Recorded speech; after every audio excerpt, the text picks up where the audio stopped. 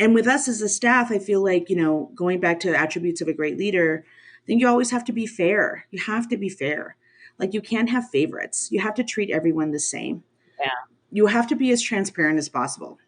Like and this is true for, communications as well, right? Like you share as much as you can as soon as you can share it, right? Like, yeah, maybe you can't share everything right away because you're not ready to, because you're waiting on something else or whatever it is, but you're just as transparent as you can as soon as possible. Let's talk about creating a life and country we're proud of. Together, I'm your host, Alvina Vasquez. Welcome to Alvina Talks Shift. I always say that I have a special guest, but this week I have a special guest. This is Grace. Grace and I have been friends nearly 12, 13 years now. Grace knew me before I jumped into the political world. And like a lot of professional relationships that turn into friendships, like dear friendships, it started with a phone call. Grace called me for help. We were trying to work on some public service announcements that she wanted on TV, and a friendship was born. So I'm so excited to have Grace with me here today. Hi, Grace. Hello, good morning. How are you doing, Alvina? I'm so excited because I feel like your career has been so interesting. You've had such amazing opportunities, especially for a young Latina from an immigrant family to be in the circles that you've been in. So I wanted to start with where your political career started. Like once you were after high school, what happened? How did you end up in DC? Yeah, in high school, I was just so desperate to like go out of state. I was just like, I'm not going to stay in state. I'm going to go to the East Coast. And I knew I wanted to land in DC, but I was hoping to go somewhere else first to New York. And my mom was like, no way, I'm going to let you. It's at 18, go to New York City by yourself. So Isn't that what all Latino I parents know. It's say? like, no, it's not going to happen. So for some reason, maybe because DC is a little smaller or she had visited it more than New York. I don't know. For some reason, she felt more comfortable with me going to DC. So I started applying to all the schools. And I went to the one that gave me the most money I didn't have to pay back. And even with that, I did end up with some student loans. But definitely an interesting experience because I went to a school that was very conservative and I studied political science. So all of the kids in my classes were very staunch Republicans from the East Coast, from these, Interesting. yeah, large Catholic families. I went to the Catholic University of America, which everyone's like, what? It's like, it sounds like a fake name. But it's essentially like it does, right? It sounds like a fake name, but it's a Catholic school, 4 year. They also have a law school and like a nursing school. They're really well known for their architectural school for undergrad, and they have a really beautiful campus on the Red Line, just a few stops up from Union Station in DC. For those of you who know the metro system in DC. So it was like a beautiful campus, like green quads and like these old historic buildings with like ivy growing on them. It looked very picturesque. And, and I had a great 4 years there. Honestly, it was a really small school. Definitely taught me how to argue my point, right? And find the right facts that were going to leverage my argument over someone else's. I huge learning experience being taught by professors that also moonlighted at the Heritage Foundation and all of these really conservative Wow. think tanks. Yeah, literally one of Talk my about infiltrating. totally one of my professors, I think his name was Dr. Edwards. He used to talk about the Heritage Foundation all the time in class. And so I remember I got an A in his class. Okay. So it's really just, I remember writing a paper my senior year about pro-choice, and why, abortion should be legal because in the Old Testament, um, conception is at when you take your first breath of air on your own, not when you're in vitro, like not when you're in um, still in your mom's stomach. So it's like all of these arguments that you pick apart to like prove, you're always like fighting, right? Like I always felt that way. I was like, I have to fight to prove my point in my political science classes. And I think that just has carried on into all of my other work, really, that idea of how do you pull together the most competitive argument, the logic that will make people change their minds. I think I was learned that there for sure. So, since we're already on that topic, and you're really good at doing that, I think out of all my friends, your arguments are so strong. I mean, you always have something to say, but you always like the way that you speak is you always bring up, it's like points, and then you do, it's like mentally you bring a point and then a supporting fact, and then a point and a supporting fact. So, what are, like, if people are in that conversation, what are some tips they can do? Like, if you want to get the point across and you're flustered and you're emotional, how do you refocus back into the conversation? What do you usually do to do that? I mean, I guess that could be anywhere, right? I frequently get a little bit, as my mom would say, alterada. Like I get a little bit, right, hyper about a point, especially something I'm passionate about, and it, I, most things I've already kind of concretely thought of, like these are the two or three reasons why I believe this. So it's kind of like going back to your talking points, right? Like wait a second, take a step back. Like these are the three things I'm really trying to articulate here, and articulate them in a very clear way. Um, I think and this is something that's been hard to learn, is taking a step back and taking a deep breath and maybe listening more than you're speaking. That's been really hard for me because I tend to just jump into it, and you learn a lot more about your opponent, whether it be a loving opponent that's just a friend that you're having a a simple little miscommunication with or something, versus someone that you're really trying to prove wrong. It's always about taking a step back and taking a breath, listening to what their argument is, right? Because listening is, I think, always the hard point. What are they really trying to say? Yeah. Most likely, one of those 3 points will will deflect that, what they're trying to say. Most likely, it's just choosing which one it is, right? And if you don't give yourself that space to step back and really listen to what they're saying and come up with that counter argument that you already have in your back pocket, I mean, that's true for everything. Like it's kind of crazy, but Yeah. it's true. Even in personal life and in professional life. Um, yeah, I think the listening is really what is missing sometimes for folks. So after school, let's talk about Puerto Rico and your Hmm. connection to Puerto Rico. I always thought that was the coolest thing, and I So don't think random. people recognize the governmental systems in Puerto Rico. Yeah. And you like drank from a fire hose. You're right in the middle of it. Yeah, so after I graduated undergrad, I did do like some internships in different places. I actually never interned in Congress, which I think is really weird. Having gone to Interesting. undergrad in DC, which is, you think that would be what I would do. Um, but I started working for a nonprofit called the National Association of Hispanic Journalists. And I actually learned so much about communications from that lens. And I met so many amazing Latino reporters across the country, both in broadcast or in print. But that wasn't really what I was passionate about, even though I learned so much in those the couple years I was in that job, both during college and then after college. They offered me a full-time job. So I started looking for a job where I could really use like my politics degree, right? My political science degree. And this position, and also working with community, because I'd learned that I really enjoyed that.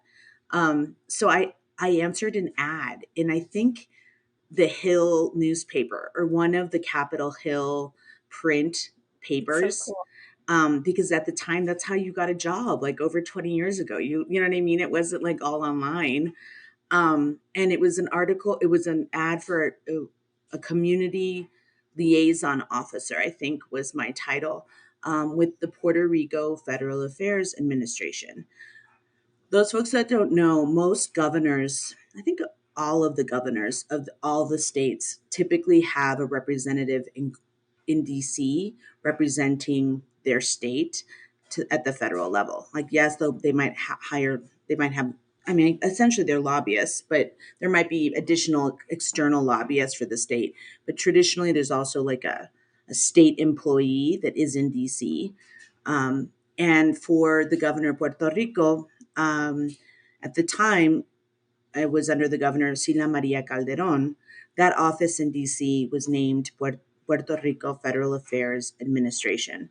Um, and it was an office that was longstanding in DC, and then the other one that had been open for a long time, which was in New York City, um, were essentially mini consulates as well, because what a lot of people don't realize is that Puerto Rico is a commonwealth of the United States. It's not just a territory; it's a commonwealth.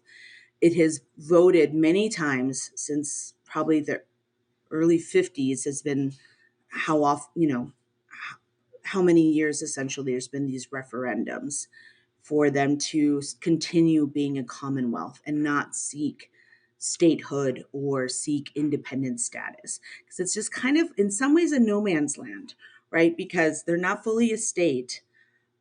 They have a governor, they have elected representation, and they also have a representative at Congress. They don't have a US senator. They only have a US representative, and there's just one for the entire island representing them in DC. But they're born US citizens, granted born in a country, and they call themselves a country. It's not, they don't really, my experience in working with Puerto Ricanos from the island and from New York, they see themselves as a country. Um, but I worked for a governor that was pro Commonwealth, pro staying in this state where you're not Oh, your own independent country. You do have all of these benefits of being US citizens. However, you're not fully representative at Congress. You're not and I'm trying to remember some of the other things that, they have a US passport, all of those things. You can travel there from the continental 48, or, Hawaii or Alaska, anywhere within the United States to Puerto Rico without a passport, right? It is a passport. essentially a part of our country without fully having all the rights of our states. So I worked there for a couple of years. I was officially an appointee of the governor of Puerto Rico.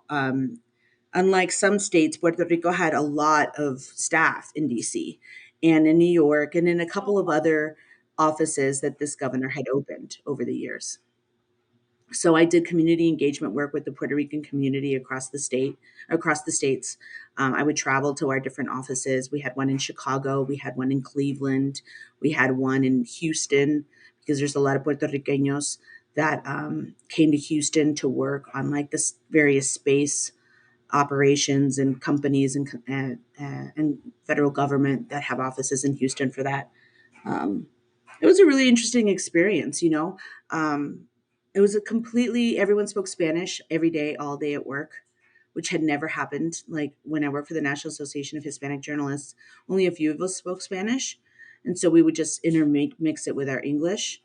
But it was the first place where literally all day, every day, we spoke Spanish, and their Spanish is so different from mine. So I learned a lot of words. Like they would make fun of me for my word Monday. I was gonna say, was it intimidating? It totally was. It really was. Not only because um, everyone was from the island; they weren't from New York or New Jersey or from born in the continental U.S. They were all from the island, so they all most of them had gone to university in the 48 states. So like they were really interesting young group of people, because the majority of the staff was in their 20s and early 30s. So it was like 10 people. Wow. Yeah, it was really social because they were all really good friends from the island. They had all gone to like the same prep schools. That was the other thing that was interesting, because they were all it was like the elite of Puerto Rico. So they all had gone to these like Catholic private girls schools and stuff for high school. And I went to Denver public schools, like I was just like, who are these people? like like it was like something in a sort of telenovelas, in the sense that they were all these very beautiful women that like really took care of themselves, and they were like 22 years old, and it was great. Like it was lovely, and they were all very welcoming. After a while, like, it takes a while to warm up to people at work. I think you've discussed with some of your other guests how sometimes it's hard to become friends and when you're an adult. And since I had my Yeah. college friends still in DC, like I didn't try to be their friend right away, but very soon I became, part of their social circle, and we would do a lot of things outside of work. I we used to dance salsa in Georgetown every Friday. Like it was awesome. It was a really good time working there. So from there, you started working in the Latino community and Latino outreach. And I think what's interesting about when we met, you were at Mi Familia Vota. Um, but it was at a time when the Latino vote was important, at least more important than it had been in the past. I think people can still say it's not as elevated as it should be yet. Still, we're still struggling with that. But I feel like you were there like at the beginning when like labor was like, okay, we need to organize our folks and get them more involved. So you're like at the ground level of that happening in a more operational way. Obviously all that organizing was happening a long time, but in a more organizational way, in a more formulated and strategic way. I agree with that definitely. And the election previous in 2004, after I had worked at Puerto, at we used to call the Puerto Rico Federal Affairs Administration PRAFA because that was the acronym. So after PRAFA, I left to work in press advance for John Kerry, for the John Kerry Edwards campaign. So I lived out of Wow, my. I didn't even know that. You didn't know that, friend? That's how I No really wonder got. you're so good at advance. Oh, thank you. Yes, I did it for a living for 5 months. Well, I did it for the governor. So when I worked for the governor, I would do advance when she came to to the United States. Right, we would do advance trips for So her. describe in what sentence what advance means. Advance is really the job of it's a team of people that go into a city in advance of a candidate or of an elected official to set up all the logistics of the visit of that elected official or candidate. So an advance team will typically have a lead. Then they will have a press team, which is a we would call them P1s and P2s. So a press one, a press two. The P1 is the lead. Then there would be a crowd team. So crowd one, crowd two, where you would build those folks would work with the various community stakeholders and local party to build a crowd for the various events that the candidate is doing in that city. Um, then there would be a site, and usually this is over 20 years ago or 20 years ago now. It was 2004. The site folks were usually guys.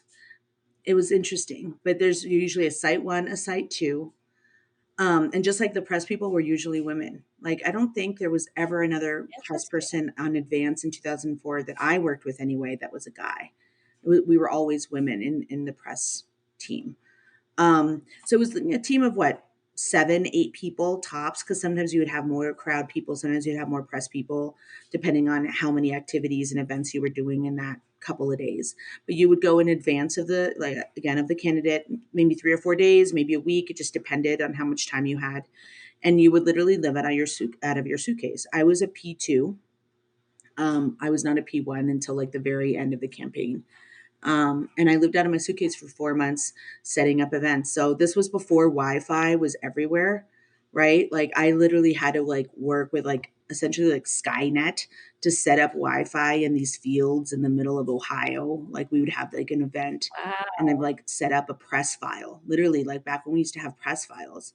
I'd set up a tent, like I'd order a tent and I'd rent tables and chairs. We'd set up Wi-Fi, and it would be and power. I'd have to get a generator because I'd have to power it out in the middle of nowhere um, for the computers, right? To try to transmit all like the photogs, trying to transmit all their photos back was always so hard because if we had a weak Yeah, signal and they're huge files, right? Like just the logistics of making the take press forever. operation move and work is essentially what the press team on an advanced team does. And then we'd have RONs, right? When like a RON is a remain overnight, which is when someone's, the candidate spends the night. So that's just like all these extra things that you have to do for your press corps. Making sure they're fed, like they eat when you feed them because they're just following the candidate. So in that campaign, I I got to see a little bit of campaign operations in all these different battleground states in 2004. And I can honestly say I didn't see any concerted Latino organizing get out the vote effort in any of those states.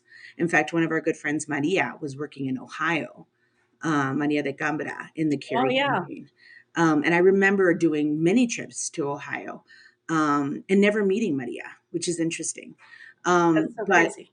so there was obviously a lot of Latinos working on the campaign in 2004, but not necessarily from what I could see as a campaign worker, any kind of concerted effort after the convention to get out the Latino vote.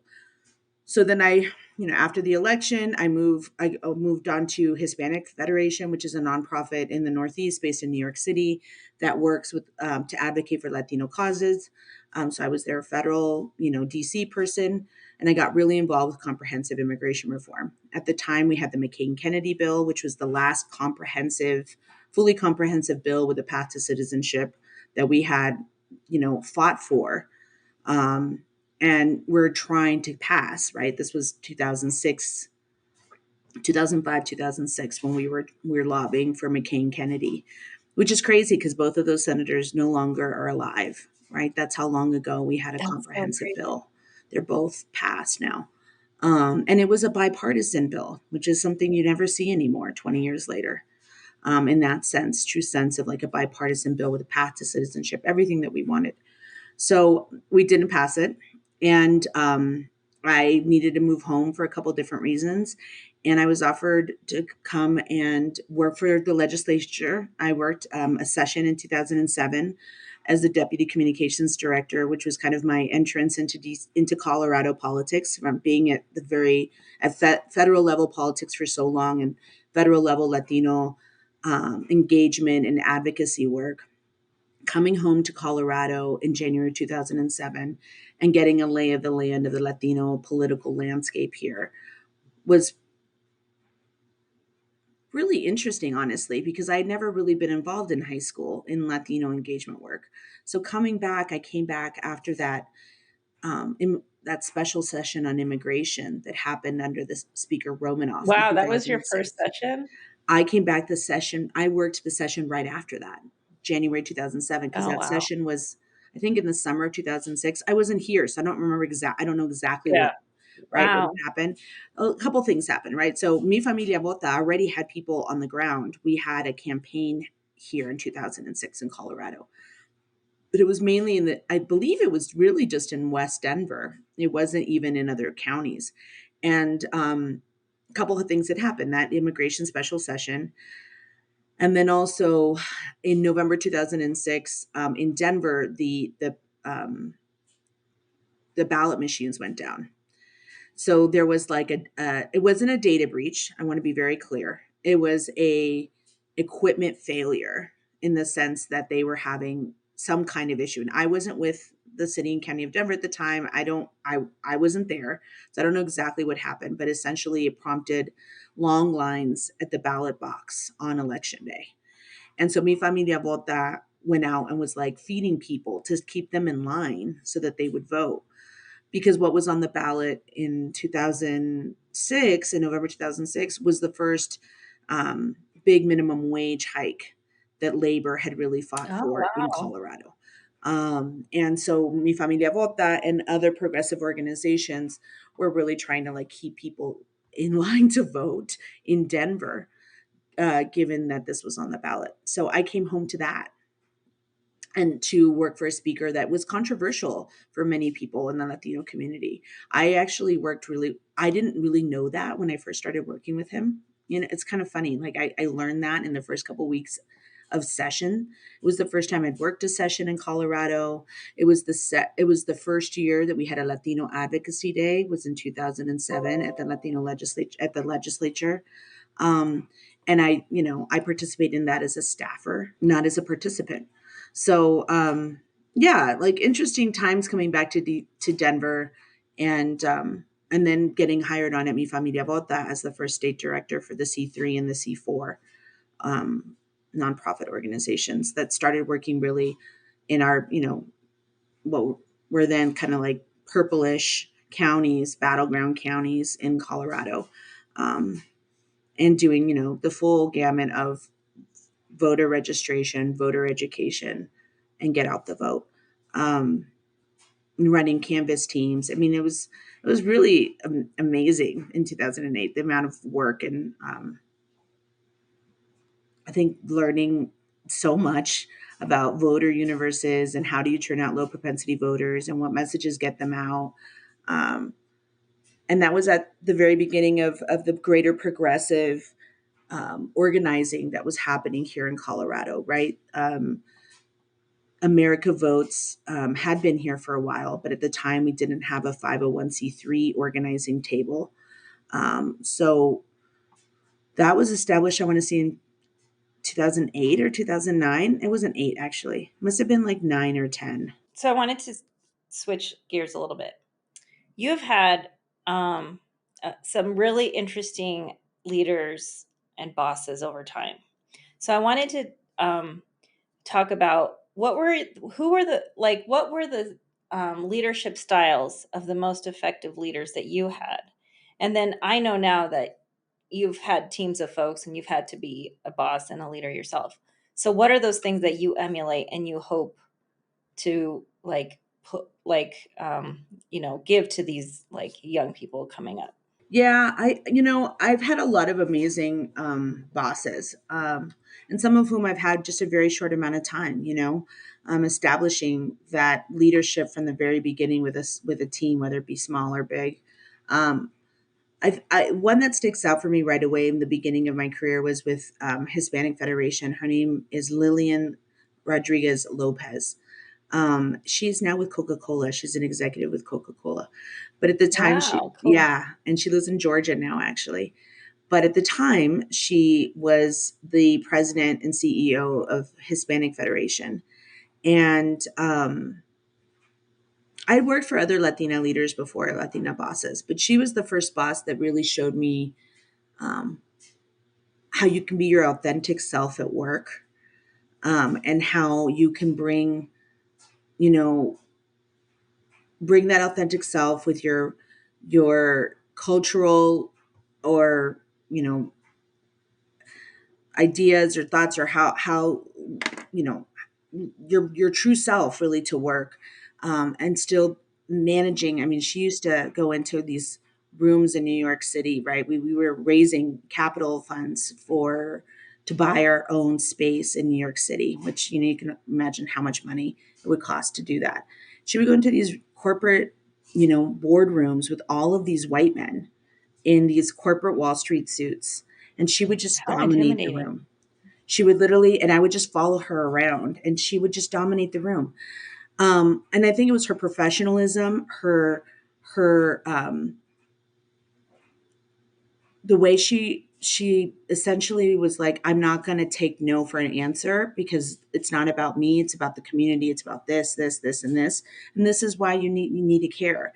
She was one of the first leaders I've ever seen really boil it down to those 3 points that she carried into every conversation, that she already knew were going to turn people, move people. And with us as a staff, I feel like, going back to attributes of a great leader, I think you always have to be fair. You have to be fair. Like, you can't have favorites. You have to treat everyone the same. Yeah. You have to be as transparent as possible. Like, and this is true for, communications as well, right? Like, you share as much as you can as soon as you can share it, right? Like, yeah, maybe you can't share everything right away because you're not ready to, because you're waiting on something else or whatever it is, but you're just as transparent as you can as soon as possible. Look, this is what's happening. This is what's forcing us to change our tactics. So everyone has buy-in and understands together the problem you're trying to solve, and then your individual role in it.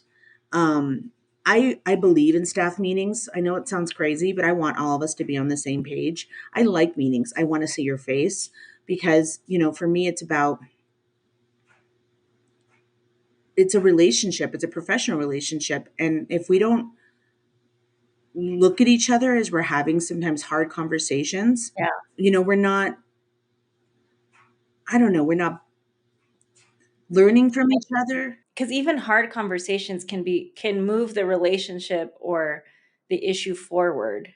And I feel like without the eye contact, without that in person, there's so many interpretations that happen if you don't see somebody's body language. Yeah. It could send you spinning if you don't have like, that caring, like emotional connection. Even in professional relationships, there is that emotional connection. Like, I relate to you. I see why this, especially when you're leading young people, you're like, I've been there before. I Mm-hmm. know how this feels. Don't let it, keep you down for a whole week. You got to recover. You got to get up. So I feel like those things are missed when we're not in person as much. Agreed. Yeah. So, I mean, going back to your question again, fairness, transparency, um, honesty kind of goes along with it. And then this is kind of cliche, but really doing things that not asking someone to do something that you wouldn't normally do, right? Or you wouldn't do for Exactly. yourself, Yeah. right? Or that you haven't already done, right? Like I'm asking you from a point of experience, or it is cliche, but it's true. Like you have to be willing to do it yourself. Of course, I'll go make those copies, or of course, I would sit here and do this. But we're all a team, and it makes more sense right now for you to do it than for me to do it, right? Or that's your role now, right? It's not that I wouldn't do it. It's just that's not my job anymore. That's your job.